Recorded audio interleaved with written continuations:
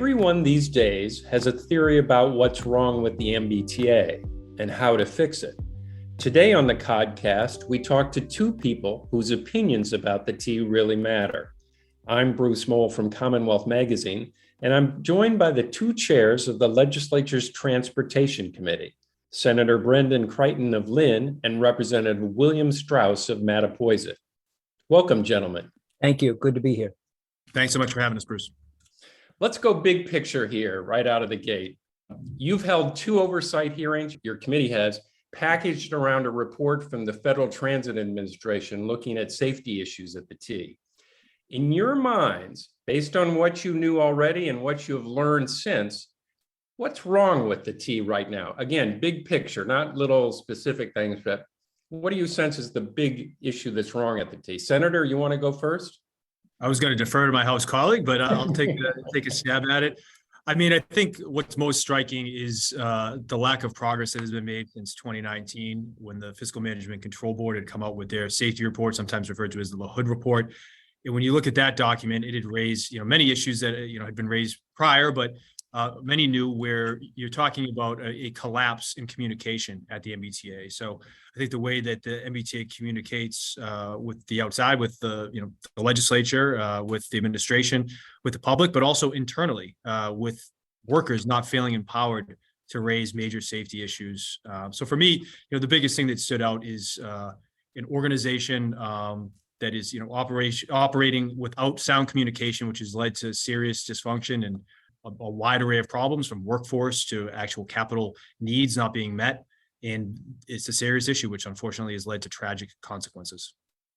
Representative? Well, obviously it's a complicated issue, but I agree with everything the senator has just said, and would add this take on it, which is that for a long time, and so I would call it a bipartisan failure over many years, or a nonpartisan failure over many years. The way in which leadership and leadership decisions have been made with regard to the T have failed the public. And we've seen it in the most consequential way during the last year, which is in terms of safety. There, of course, have been other failures that relate to expansion, equipment upgrades, service, timing, things like that. But the worst of all is when safety is neglected. And I think that if I could say anything that ultimately will lead to a correction, it's that we have the kind of management leadership at the T that reflects people in those positions who have a history of not just managing or being in charge of these type of agencies, but having done so successfully. I will say this, many other states, which I think we should use as a model, populate at the leadership positions in their transportation agencies, going right up to the secretarial level, people who have a career experience in delivering transportation services, as opposed to the more policy-oriented people who have ideas. Those people, I think, can always find a home to articulate their positions, but transportation is the kind of public service that I think needs to be managed and overseen by professionals who have spent a career successfully in this field. And I think ultimately, everything we've seen with regard to whether it's safety, capital, equipment, establishment of priorities reflects that kind of background in what has been historically top leadership in these agencies, and particularly the T. Now that's an interesting point. Both of you make interesting points, but let's just follow up on that, Representative. So, the T went through it was rapid turnover prior to Steve Poftak arriving. I mean, I think they had 9 in 7 or 8 years. It was a turnstile. And I struggle a little bit whether, because we're approaching a new administration that is going to come in January. And there's a lot of people say, throw them all out, start all over again. And yet there are others who are a little more cautious about that. and wondering whether more continuity would be good. Judging from your answer to what's wrong, and now we're moving into how do you fix these things, are you saying we need a sort of wholesale change in the management of the T? I think at the upper 1, 2, 3, however you want to define it, management levels within the T, yeah, you're going to need a dramatic shakeup. I think that would certainly help morale, because at the direct delivery of services level, I think you've got some really good employees, dedicated career people, and they take their cue from the managers. One state I'll just offer up as an example for your listeners is a couple of years ago, 4 years ago, when Governor Pritzker in Illinois came into office, and they had a similar question as to who would be put into these top transportation positions. They picked a career person who had really worked their way up, and it's worked well. And I think that's a model other states use. So with regard to the T, and certainly the current general manager is thoughtful, smart, sincere, wants to do a good job, but he does reflect that history of coming from the outside world into a really complicated management position. So I don't have any names to recommend. I don't think it would be appropriate, but I think the characteristics of what we're looking for and are definable. But I would include that going up to the secretarial level as well, that there's no reason why your Secretary of Transportation can't be an experienced transportation professional. As I say, there's plenty of roles and plenty of place for policy people to express their thoughts. But in terms of the direct delivery of transportation services, we want professionals doing this. And that's the theme for the future of the T I'd like to advocate for. Senator, you have any thoughts? Yeah, I agree with Chair Strauss in terms of the dedicated, hardworking, very talented workforce over there at the T. Certainly, there are many folks who would like to have that continuity, that institutional knowledge, and folks that, I mean, you know, there are different priorities from administration to administration, and I think with the next governor coming in here and being able to lay out his or her vision, I guess, her vision, future. You know, that's going to affect how these public servants and transportation experts are working. You know, obviously, there's a huge workforce shortage. There's going to be a need to hire, you know, a ton of more people, but we would like to have some continuity at the workforce level. At the higher level, you know, I've kind of just, you know, been more focused right now on working with the administration, and that we have a lot of things to do for the remainder of the year. I'm rooting for the T. Sometimes it doesn't seem like that when you watch our oversight hearings or you hear, you know, read our comments. It's, you know, out of concern, I think, that the committee has to get this right for public safety, but we're all rooting for that. I mean, we're rooting for the orange line to open up as fast as possible. Like, it's, I want Steve, the secretary, to do as well as they can, and to, you know, fix anything they can as this administration comes to its end. Now, in your hearings, you both have broached the idea of making broader changes at the T. Maybe it needs to be spun off in a different way. I mean, I'm not saying you guys put your finger on one specific thing, but maybe a new oversight. Lots of different possibilities have been floated. A lot of people just say the T needs more money, which seems to always be saying it needs more money. I was curious, is new management, new ideas the answer, or do you need to package that with some legislative reforms that need to go into place? Either of you have any thoughts on that? Well, I do believe, and certainly we've seen that in terms of the capital needs of the T, and the way in which the operations budget that we discovered at the last hearing in September, the operations budget had been, I think, shortchanged in favor of capital, when in fact both needed to be supported. So I think going forward, there's no question the T will need more money. But if anyone thinks that this is a just write a bigger check issue, I think I don't think they're being honest with themselves or the public.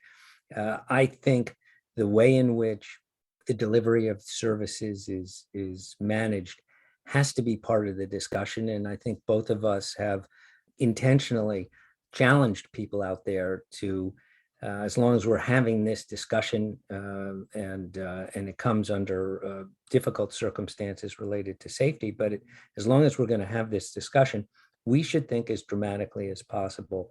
And some of the thoughts I've expressed since we had our first hearing in mid-July is that we should not confuse what the T does with the T as an entity. Transit services, whether by bus, by subway, by commuter rail, and still ferries, which is worth an entirely separate discussion. But in all these modes, they are there to get people back and forth. And that is the mission. And it exists within the overall transportation system of the Commonwealth, which relates to our state, federal, and local roads, and to some degree, the airport connections, of course. So the public just moves around and doesn't keep track as to which part of the state bureaucracy they are entering at the time. So the mission is the overall transportation system.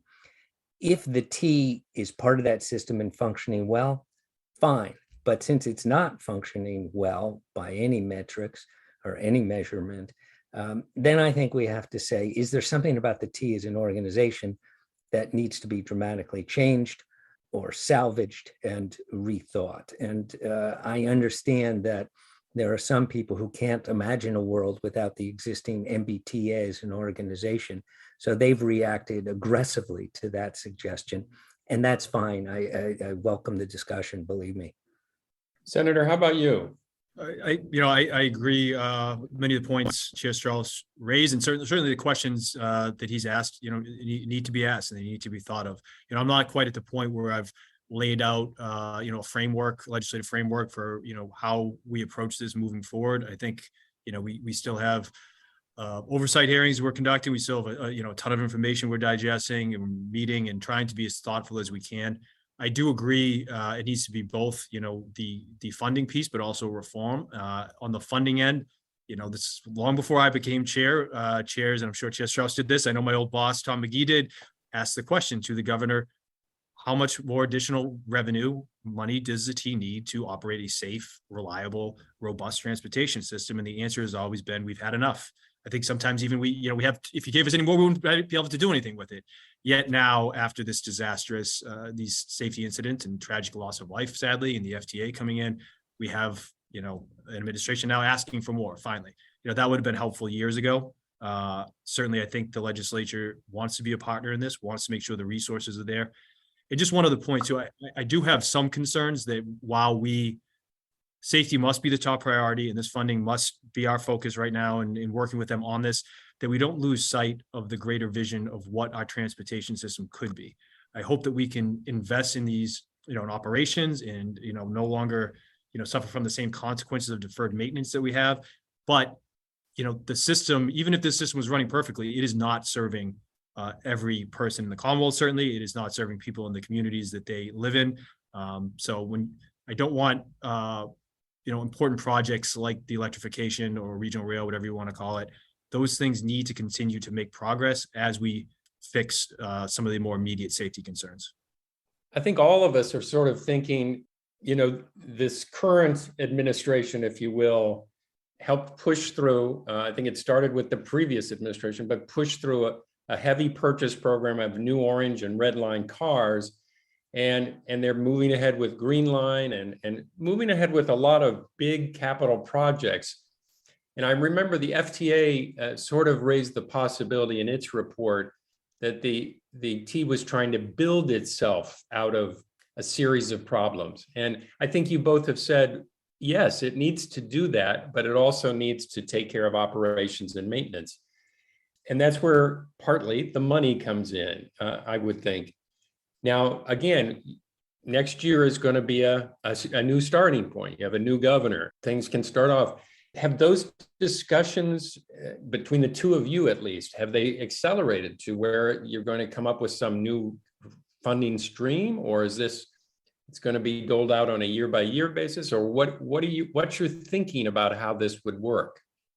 Well, I'm glad the senator mentioned our friend and former colleague Tommy McGee, because There's rarely an interview I don't get to bring up this Senator McGee, Mayor McGee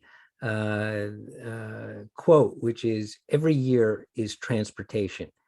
And so I can guarantee you that in the next session, funding issues, not just for the T, but for all of transportation, will be front and center. And the difficult money decision, and I'll give you one semi-hypothetical example of the way in which any manager faces this at the T with regard to, say, the subway, is certainly take the red line, take the orange line.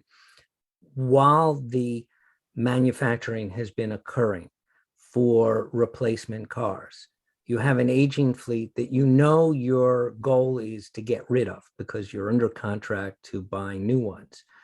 But the difficult financial decision, which I think has to be made again on the side of safety, is every day you leave an aging piece of that fleet in service so that the public is boarding it. And certainly we saw this with take your pick, sadly, of the different tragedies that have occurred during the last year and a half.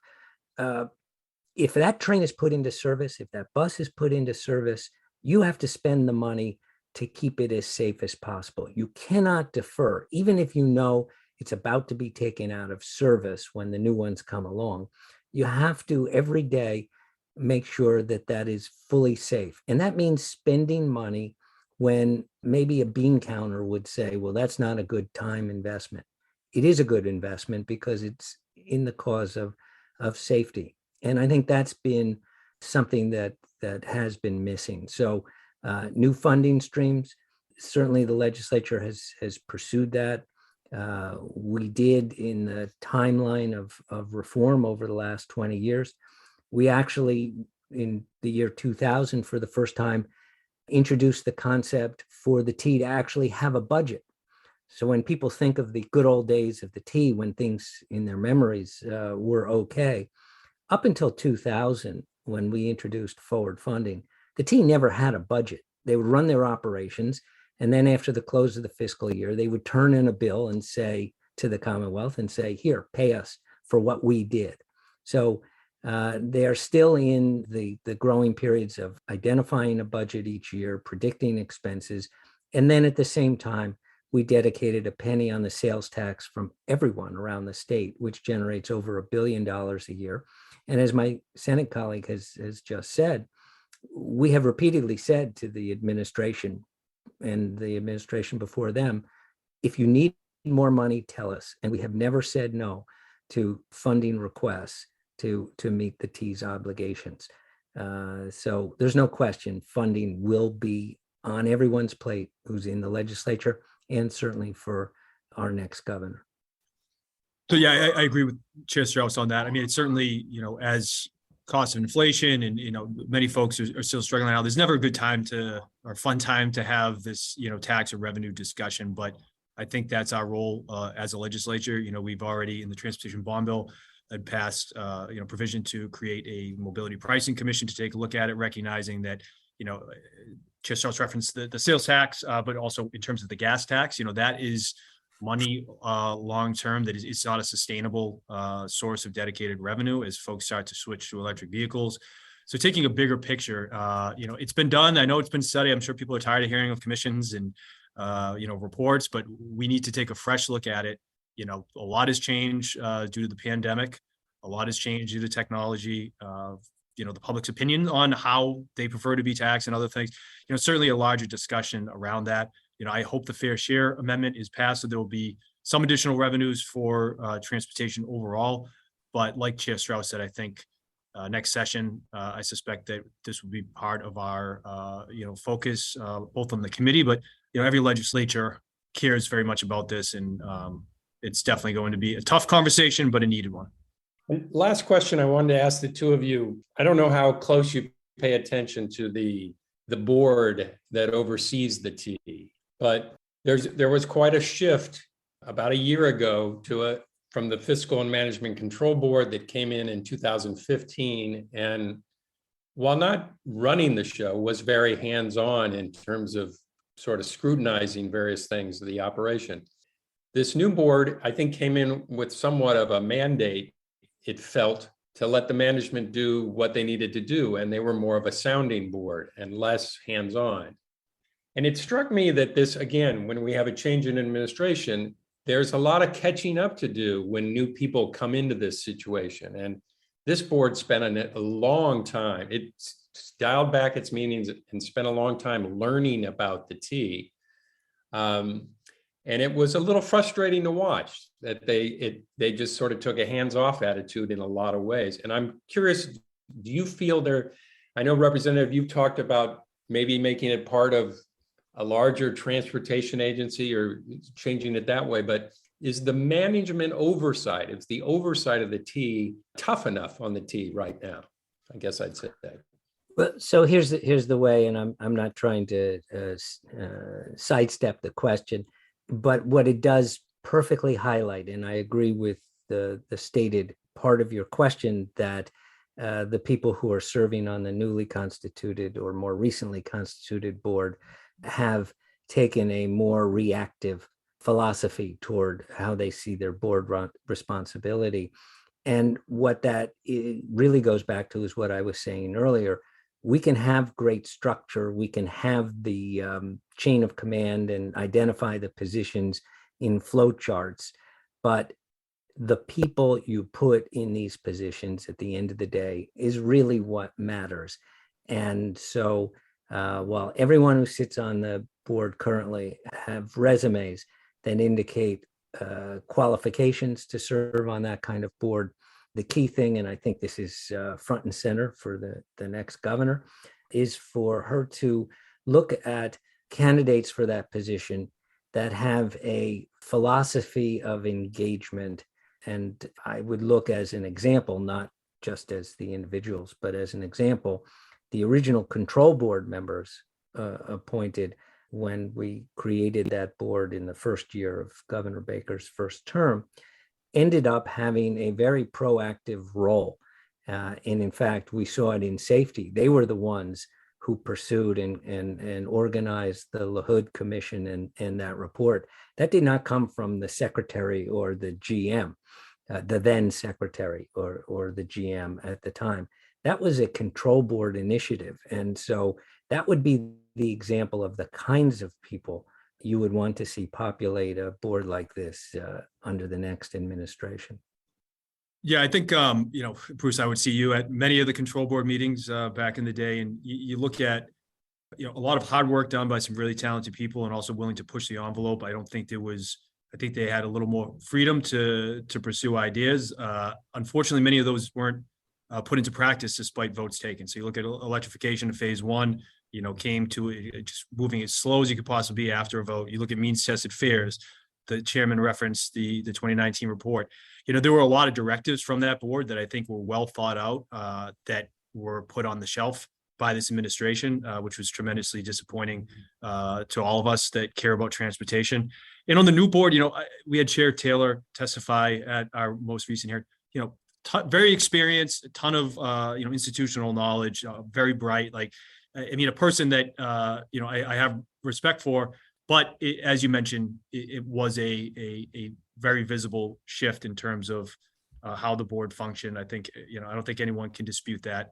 Just in terms of the recommendations, the votes taken, I would like to see a more proactive board in the future. I mean, the whole idea is to kind of, hold folks accountable, to get things moving, to, make sure we're making the smartest and best decisions to have a safe and reliable transportation system. And I'm hopeful that whether it's under a new structure or the existing structure, that the next administration will, see that as the mission and not handcuff any members of the board from, using their experience and wealth of knowledge to push forward ideas and solutions. One last thought I'll leave you guys with on this, though.